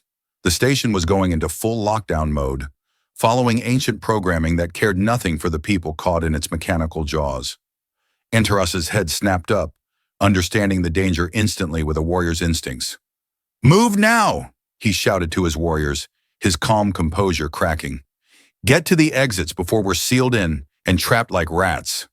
But he was too late, his warning coming seconds after it mattered. A blast door crashed down between Antaras and his warriors with finality, separating them with tons of metal and stone. Another door sealed the exit Liani's captor was trying to reach, cutting off escape and freedom. The station was dividing them systematically, isolating them in separate chambers, according to programming written decades ago. The Azurian commander's carefully maintained control was shattering like glass, his perfect plan falling apart in moments. Jackson forced himself to move despite the pain screaming through his body, ignoring the voice in his head that said he should stay down and rest. He crawled toward his fallen machete on hands and knees, fingers closing around the blood-slicked hilt. Antaras realized what was happening and turned back, but Jackson was already rising despite everything, already swinging with the last of his strength. The machete caught the Azurian across, the ribs in a strike that lacked finesse but carried desperate power. Not deep, but enough to stagger him and draw dark blue blood. They fought again in the sealed chamber, but this time it was different in ways that gave Jackson hope. The blast doors had equalized the odds by removing Antaras' numerical advantage, his trained warriors and their coordinated attacks. It was just the two of them now, in a sealed room where one of them would die, where there could be no retreat or surrender. Jackson fought like a man possessed by something beyond himself, channeling all his rage and guilt and desperate need to protect into every strike. Antaras was still the superior fighter with years of training, his technique flawless, but he was also surprised by this turn of events. Off balance from having his perfect plan destroyed, dealing with a situation he hadn't anticipated. Blood flowed from the cut in his side, slowing him slightly but not enough, not nearly enough. Jackson pressed the advantage regardless, forcing the Azurian back step by step, driving him toward the walls with relentless aggression. They crashed into a support pillar with brutal force, grappling now in close quarters, weapons forgotten in the desperate struggle. It was a test of raw strength and will, body against body. Antaras was stronger by far, his warrior's body honed by years of training. But Jackson was fighting for something more than his own survival or pride. He was fighting for a 7-year-old girl who'd looked at him with trusting eyes and said his eyes didn't lie, who'd believed in him when she had no reason to trust anyone. He was fighting for a woman who dared to defy a tyrant to protect her child, who'd risked everything for freedom. He was fighting for redemption from the guilt that had haunted him for 3 years, for proof that he could save someone when it mattered. Jackson got his hand on a piece of debris, a jagged chunk of metal with sharp edges, and smashed it into Antaras's face with all his remaining strength. Once, feeling bone crunch beneath the impact. Twice, seeing blood flow dark. The Azurian's grip loosened slightly, his eyes showing pain and shock. Jackson hit him again and again, feeling the terrible but necessary violence of it, feeling his own humanity slip away in the moment, but not caring because survival mattered more than philosophy. Antaras stumbled back, blood streaming from his broken face covering his features. But the Azurian was far from beaten, far from surrendering. He lunged forward with a roar of fury and wounded pride, catching Jackson in a bear hug, squeezing with brutal force that threatened to crush ribs. Jackson felt his ribs creaking under the pressure, his breath cutting off as his chest compressed. Darkness crept in at the edges of his vision as oxygen starvation began. He was going to pass out from lack of air, and when he did, Antaras would finish him and then hunt down Asaira and Liani with renewed fury. No, not acceptable. Not happening. Not after everything. Jackson remembered his knife with the last fragments of conscious thought, the one he always kept strapped to his leg as insurance against the worst. With his last strength as consciousness faded, he reached down with fingers that barely worked, drew it from its sheath, and drove it up under Antaras' guard with desperate precision into the gap where the armor didn't quite cover his body. The blade sank deep, finding something vital beneath skin and muscle. Antaras gasped in shock, his grip loosening as pain and injury registered. Jackson pulled the knife free with a sucking sound and stabbed again. And again, each thrust weaker than the last as his strength fled, but still deadly enough to matter. Antaras fell back, hands pressed to his wounds in a futile attempt to stop the bleeding, blood leaking between his fingers in steady pulses. His face showed shock first, then rage at the impossibility of defeat, then finally a kind of disbelief that this was happening to him. How could this human, this inferior creature without training or status, have defeated him? Because I had something to fight for, Jackson said, his voice barely above a whisper, answering the unspoken question he saw in Antaras's eyes. Something worth dying for. And you only had something to take, something to possess and control. That's the difference between us. Antaras tried to respond, tried to speak some final words, but blood filled his mouth and choked off whatever he wanted to say. He collapsed slowly, his body going slack as life fled, his eyes growing distant and empty. Jackson stood over him, knife still in hand, breathing hard and feeling the weight of another death added to his burden. He'd killed before in self-defense and necessity, but it never got easier with repetition. Each death was a weight he would carry forever, another stone added to the burden he bore. But this weight, he thought, as he looked down at the tyrant who'd terrorized his own family, this one he could live with because the alternative would have been so much worse. The blast door groaned and began to rise slowly, its mechanisms responding to new commands. Asaira stood on the other side with Liani clinging to her good arm, both of them alive and safe. Behind them were the bodies of two Azurian warriors, killed by the station's automated defenses when they'd triggered security protocols, or perhaps by Asaira herself defending her daughter. The woman looked at Antaras' corpse with an expression that was complex and unreadable, mixing grief and relief and liberation. Then she looked at Jackson with eyes full of gratitude and something deeper. "Thank you," she said quietly, the words carrying weight beyond their simple sound. "Thank you for giving us our freedom, for keeping your promise when you had no reason to care." Jackson nodded, unable to speak past the tightness in his throat, feeling emotions he'd suppressed for years threatening to overwhelm him. He was crashing now as adrenaline faded, leaving behind only pain and exhaustion and a bone-deep weariness. He needed medical attention urgently, needed rest, needed to lie down before he simply collapsed where he stood. "The signal tower," he managed to force out through lips that barely worked. "Did you activate it? Did you get the power running?" "I did," Asaira confirmed, her voice carrying cautious hope.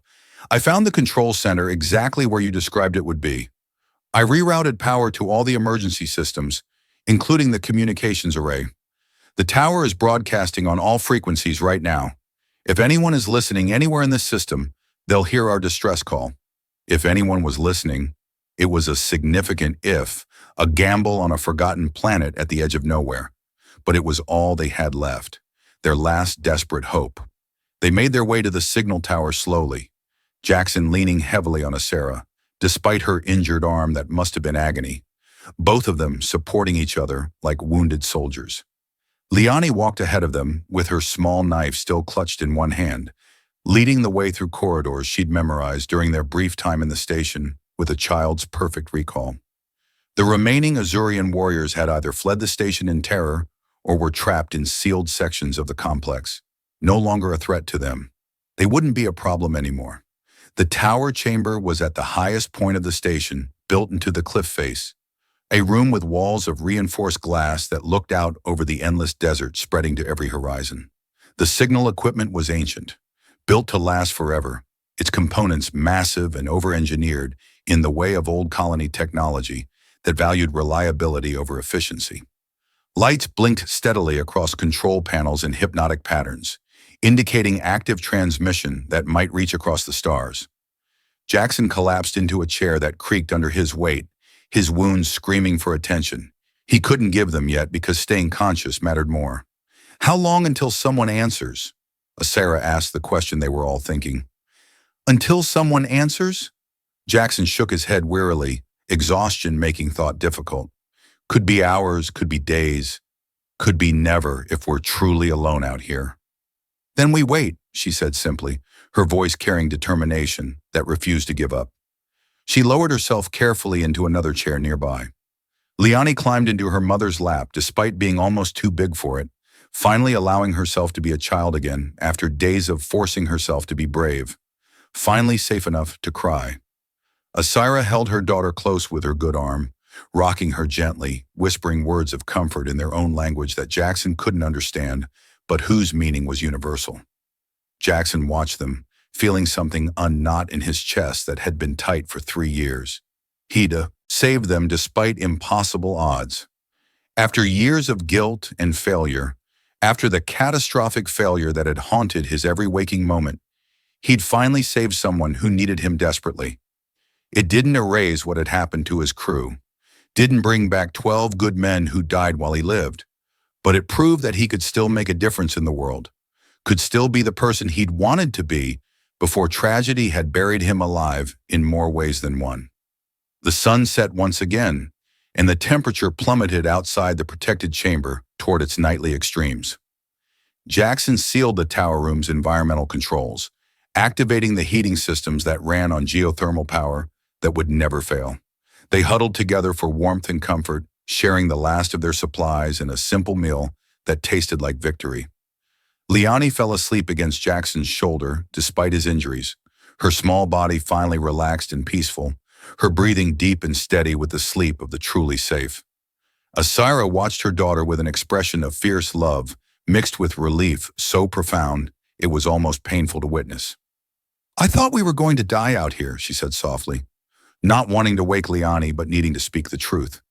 "For 2 years, every single day, I thought this would be the day Antaras caught us. The day I'd have to watch him take my daughter and twist her into something I wouldn't recognize. The day everything I'd fought for would be lost." "She'll never be like him," Jackson said with absolute certainty, despite his exhaustion. "She's got too much of you in her to ever become what he wanted. That kid's got more courage than most adults I've known, more heart than people twice her age. And more importantly, she's got the wisdom to see people clearly." Asaira smiled, a genuine expression that transformed her face from merely beautiful to radiant. "She likes you deeply. She's very careful about who she likes, who she trusts after what we've been through. She's learned to read people for survival, but from the moment she saw you, she knew you were different from the others. She told me, 'Don't cry, Mama. Maybe that human will help us.' And she was right about you. She saw your truth when I was still blinded by fear. Smart kid beyond her years. Very smart. Too smart sometimes. She sees things others miss, understands things she shouldn't at her age." Asaira's expression grew more serious and thoughtful. "What will you do now, Jackson? After we leave this place and reach safety, will you go back to your solitary life in the desert?" Jackson considered the question carefully, really thinking about his future for the first time in years. He'd been alone for so long by choice, had built his entire life around solitude and penance and isolation. But sitting here in this moment with this woman and child who trusted him enough to let him into their lives, he realized with startling clarity that he didn't want to be alone anymore. The guilt would always be with him, a permanent scar on his soul, and the memories of his lost crew would never fully fade into comfortable distance. But maybe he could build something new alongside the pain. Maybe he could let himself have a future that included other people, that included connection and purpose beyond mere survival. "I honestly don't know," he admitted, his voice rough with emotion. "Haven't thought much beyond keeping you two alive and getting us off this rock." "You could come with us to Havenport," Asaira said carefully, her words chosen with obvious thought. "It's a big station, thousands of people from dozens of species. Lots of work for someone with your skills and experience. They're always looking for mechanics who know their trade. And," she paused, seeming to gather courage for what she wanted to say, "and Liani could use someone like you in her life permanently. Someone who fights for others without being asked. Someone with honor and integrity who keeps their promises." Jackson looked at the sleeping child, then at her mother, who watched him with hope in her dark eyes. "You sure about that?" "I'm not exactly good company by anyone's measure. I've got baggage, lots of it, things that will never fully heal." "We all have baggage that weighs us down," Asaira said with gentle wisdom. "Every person carries wounds and regrets. The question is whether we let it crush us completely or whether we share the weight with others who care enough to help carry it. Before Jackson could respond, before he could find words for what he was feeling, the communication panel erupted with noise that made them all jump. A voice, heavily distorted by static but unmistakably human, broke through the interference. Helios West, this is Havenport Traffic Control receiving you. Identify yourselves and state your emergency. We're sending a recovery shuttle to your position immediately. ETA 16 hours. Repeat, recovery shuttle inbound to your coordinates. Hold your position and stay safe. They looked at each other with expressions mixing disbelief and overwhelming joy, hardly daring to believe what they'd heard. Rescue. Someone had heard their desperate call across the void. They were going to survive this nightmare after all. Liani stirred, woken by the commotion and the voices. She looked up at Jackson with sleepy eyes that still carried that ancient wisdom. Are we safe now? She asked, her voice small and hopeful. Jackson smiled despite his pain and exhaustion, a real smile that felt strange on his face after so long wearing only grim determination. Yeah, kid, we're safe now. We made it through. The 16 hours passed in a strange blur of exhaustion and anticipation that seemed both endless and instantaneous. Jackson used the time to treat his wounds as best he could with the station's limited medical supplies that he found in storage. Asaira helped him despite her own injuries, her touch gentle but efficient, despite her broken arm still in its splint. They talked quietly while Liani slept, sharing stories of their lives before this crisis brought them together, learning about each other as people rather than fellow survivors. Jackson told them about his crew in detail for the first time in years, about the cave-in and his guilt, about the guilt that had driven him into the desert, seeking some kind of penance through isolation. Asaira told him about her life with Antaras in painful detail, about the slow realization that the man she'd married was a monster wearing a mask, about the night she'd taken Liani and fled with nothing but the clothes they wore. I regret many things about my past, Asaira said, as they worked to clean and bandage Jackson's wounds with supplies that were barely adequate. But I don't regret leaving him despite the cost. And I don't regret the path that brought us to Riston 9, because it led us to you. Sometimes the worst journeys lead to the best destinations. Liani, who'd been playing quietly in a corner with some old equipment she'd found interesting and harmless, came over and climbed into Jackson's lap carefully, mindful of his injuries. She looked up at him with those serious, dark eyes that seemed to see straight into his soul. Will you stay with us after this? She asked with a child's directness. I don't want you to go back to being alone in the desert. It makes me sad to think of you out there by yourself. Jackson felt his throat tighten with emotion he couldn't quite name. I'm thinking seriously about it, kid. Think faster, Liani said with the kind of blunt honesty only children possess. Because I already decided you're part of our family now. You saved us and kept your promises. That makes you family. When the shuttle finally appeared on the horizon as a bright speck against the morning sky, Jackson felt a complex mix of emotions washing over him. Relief, certainly. Overwhelming relief that they'd survived against such impossible odds. But also sadness to be leaving Riston 9 behind. For all its harshness and brutality, for all the pain it had inflicted, this planet had been his home for 3 years, his place of penance and solitude where he'd tried to make peace with his demons. Leaving it felt like leaving behind a part of himself, like closing a chapter of his life that had defined him. But as he watched Liani's face light up with pure joy at the sight of the shuttle descending, as he felt Asaira's hand slip into his with quiet gratitude that needed no words, he realized with perfect clarity that he wasn't leaving anything important behind. He was moving forward towards something new and precious. The past would always be with him as scars and memories, but it didn't have to define his future or limit his possibilities. He could build something new, something worth having, if he had the courage to try. The shuttle landed on the station's main platform in a storm of dust and engine noise that seemed impossibly loud after days of desperate silence. The pilot emerged quickly, a grizzled woman named Ursula, who took one professional look at their battered group and immediately began coordinating medical care with efficient compassion. They were loaded aboard the shuttle with gentle hands, strapped into safety harnesses that felt strange after so long without such comforts, given water and emergency rations that tasted like the finest feast. The shuttle's interior was warm and clean and utterly alien after the brutal primitive conditions of the desert they'd endured. As they lifted off slowly, Jackson watched through a viewport as Helios West fell away below them, already being reclaimed by the sand that would eventually bury it completely. The station had served its purpose one final time, had given them shelter when they needed it most and the means to call for rescue. Now it would return to its long sleep, waiting patiently for the next desperate soul who needed refuge from the desert's cruelty. They climbed through the atmosphere steadily, leaving behind the rust-red surface of Riston 9 that had been Jackson's prison and refuge. Jackson had spent 3 long years on that unforgiving planet, 3 years of isolation and guilt and endless labor. Now, as they broke free of its gravity and entered the black silence between worlds, he felt that terrible weight finally beginning to lift from his shoulders. Not gone, never completely gone, but lighter and more bearable, manageable. The journey to Havenport took 4 days of steady travel. The shuttle docked with a larger transport vessel that made regular runs between Riston 9 and the orbital station, transferring passengers and cargo.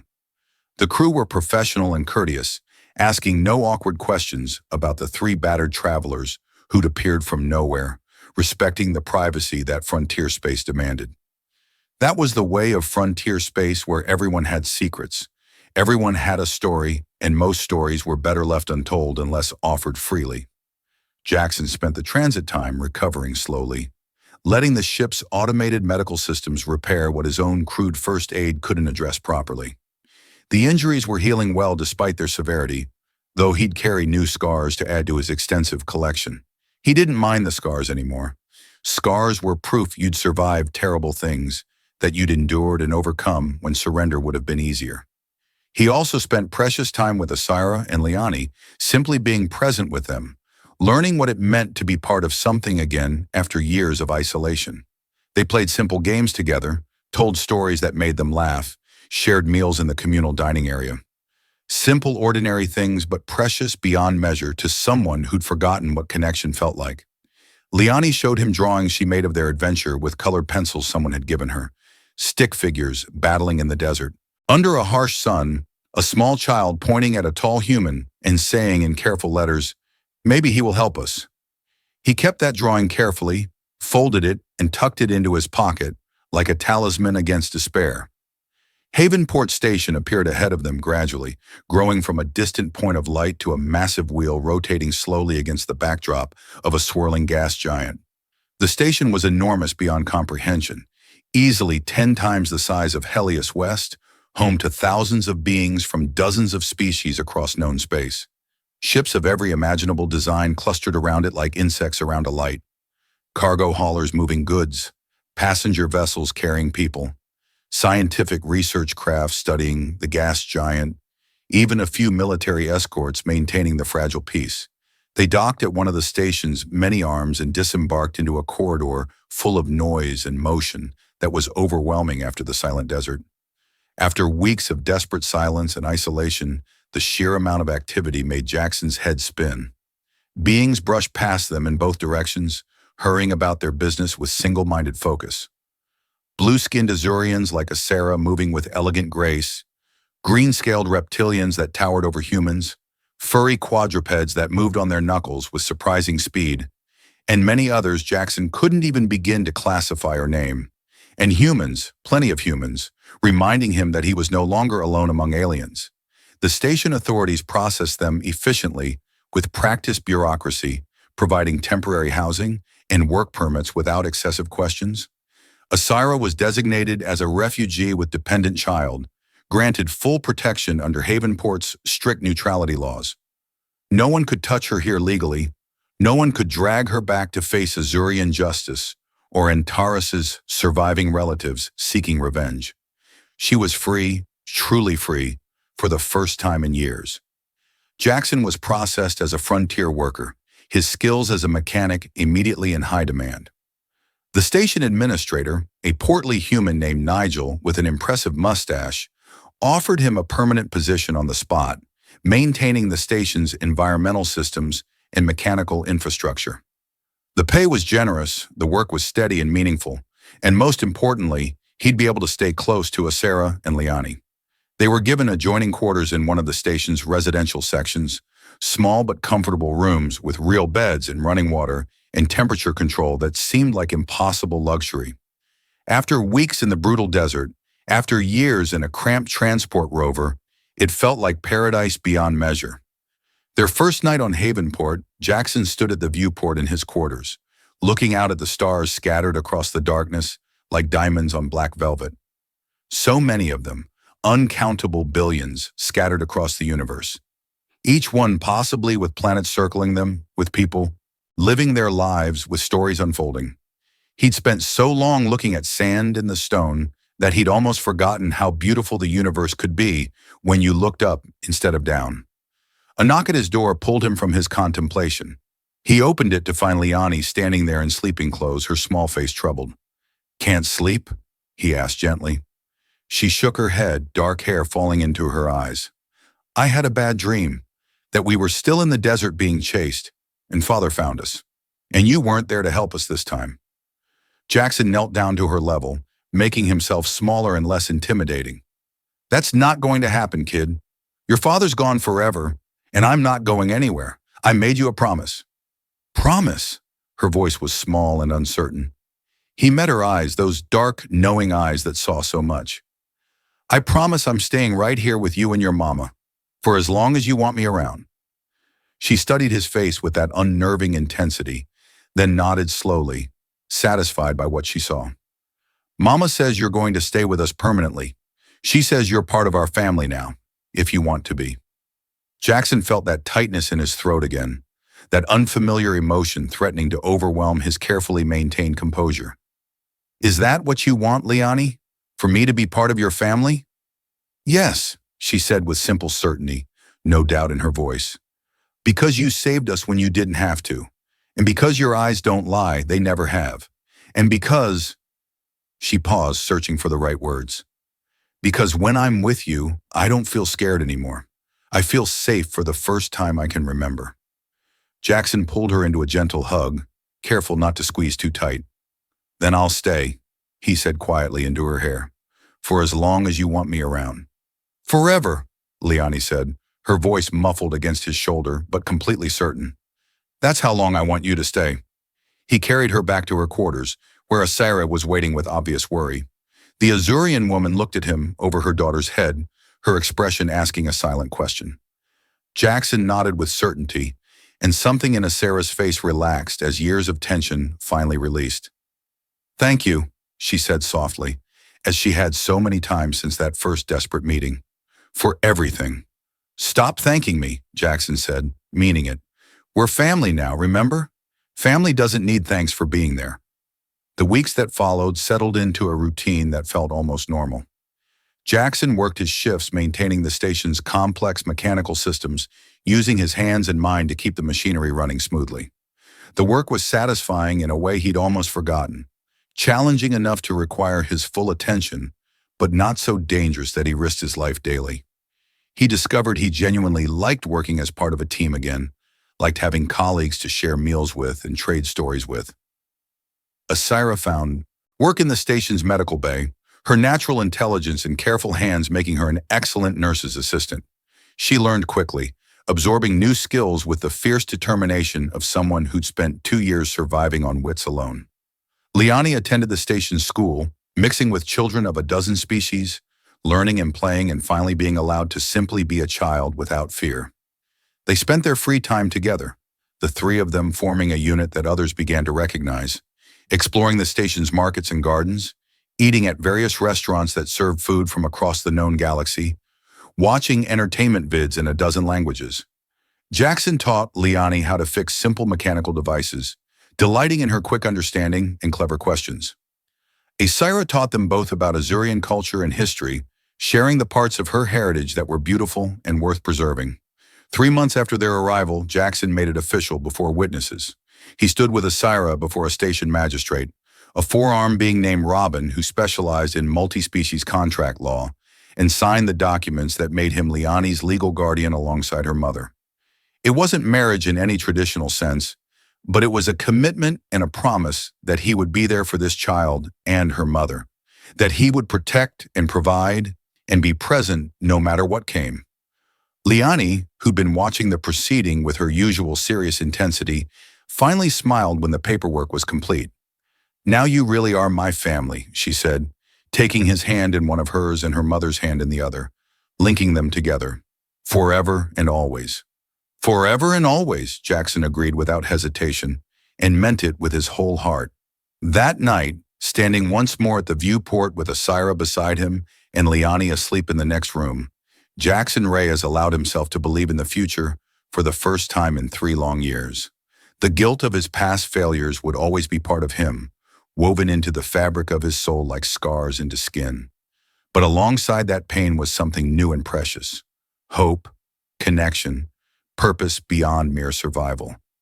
He'd gone into the desert to hide from himself, to punish himself, to live in isolation as penance for his failures. But the desert had given him back his life in the most unexpected way, had put 2 desperate refugees in his path who needed exactly what he could offer. In saving them, he discovered he was worth saving too. Asaira's hand found his, her blue fingers intertwining with his darker ones in a gesture that had become familiar and comforting. "What are you thinking about?" she asked quietly. "That I'm home," Jackson said with simple honesty. "Finally, after all these years of wandering, I'm home." She leaned against him, and they stood together in comfortable silence, watching the stars wheel slowly past the viewport. Below them, the gas giant swirled in endless storms of unimaginable beauty. Around them, the station hummed with life and activity and purpose.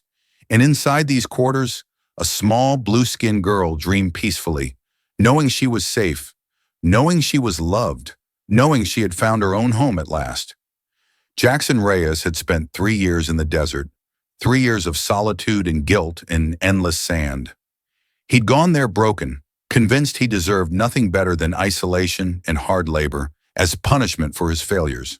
But Riston 9, harsh and unforgiving as it was, had given him one last precious gift: the chance to be a hero when it mattered most, the opportunity to save lives instead of mourning the ones he'd lost.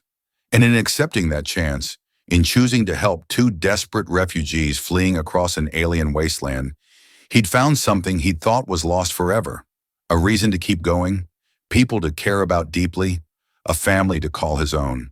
The desert had tested him severely, nearly killed him multiple times, but in the end it had given him back his life and his purpose. Some wounds never fully heal, Jackson knew from hard experience. The scars remain forever, visible or hidden, marking where you've been and what you've survived.